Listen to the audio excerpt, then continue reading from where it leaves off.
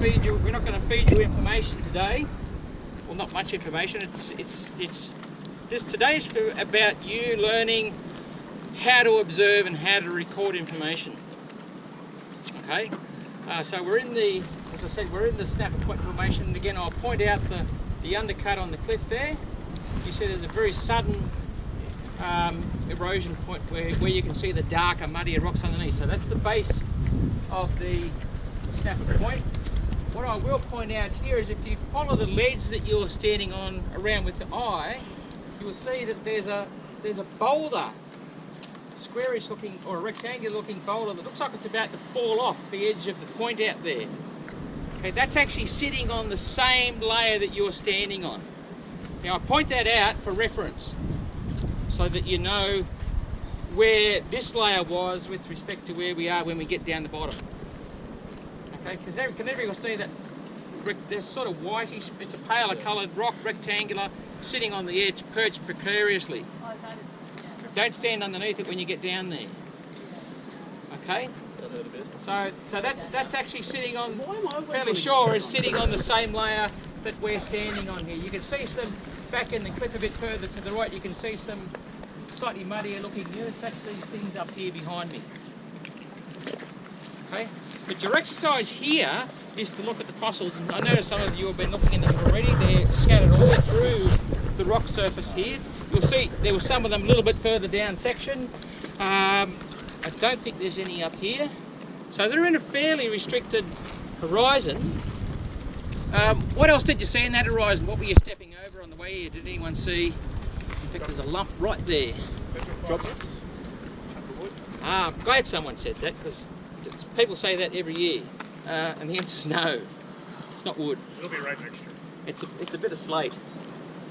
Okay, so it's a bit of the basement that you're going to see tomorrow, and it's pretty big. How the hell did that get here? We're in a. Ron was just saying we're in a shelf, probably a shelf in a shelf. Would you agree in a shelf, Ron? Yeah, it's probably fairly shallow, not too. Yeah, so we're in a shelf environment. We talked about waves, and you can see the ripples all the way up here. We're walking to some beautiful ridge crests in that sort of weathered looking rusty appearance just down here. But here you've got these, in fact they're here as well, so they're still here. But you've got some cobble sized fragments as well as the shells, and there's a big lump over there that Al's looking at the moment, which is probably 700 mil long. And it's a piece of slate. How did it get here? What cliff? Dropstone? The one that was here. Yeah, well, someone just yelled out dropstone, and that's probably the most likely explanation. So it's ice rafted material. Ron may disagree with me. Aliens. Originally it was ice rafted material. Yeah, but it's probably not where it landed. Yeah. So it's been moved, because it's landed on the seafloor, and this seafloor is quite mobile here. The sand's quite mobile with all the waves that are going on. So it's originally ice rafted, and you can see quite a bit of that material that we walked across on the way up here. So look, I'll shut up now, because you're supposed to you've got a paleoecology outcrop question there on page 15. It's a fairly generic one, so not all the questions are necessarily relevant. Okay, you need to make these sorts of things relevant to what you can actually see there. There's actually a question there about, do you see materials from different environments, like wood versus shells? Well, you might be tempted if you thought that was wood to say yes, but it's actually not wood, so don't fall into that trap. So have a look at the shells. The main questions that are pertinent to the shells, you need to have a look at the abundance. Are there different groups of fossils? The really big ones that you see here that are as big as your hand are a thing called Eurygesma hobartense. Where do you think the type locality is?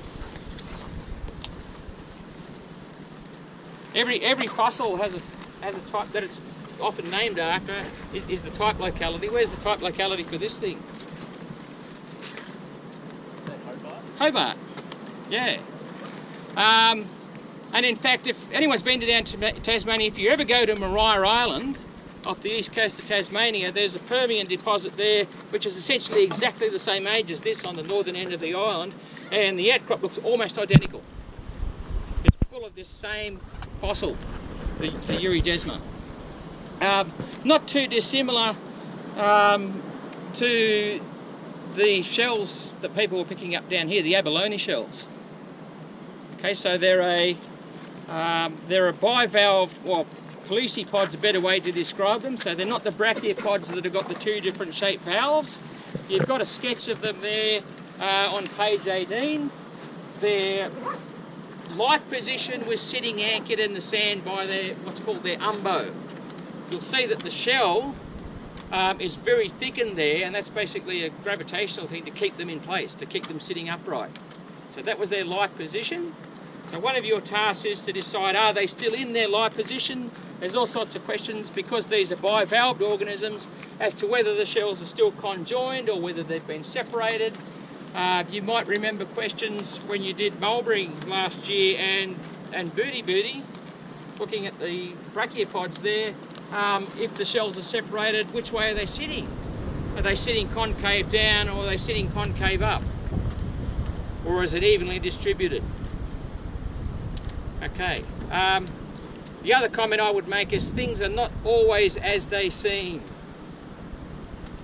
Now, you can get in and do some observing and answer those questions. We'll do a wrap up. Any other fossils aside from... That's what you've got to tell me. So there's a question there about diversity. Okay, so have a look around. There might be other fossil types. In fact, I can tell you that there is. It's your object to find them. Can we just leave our bags here? Yeah, just for the moment.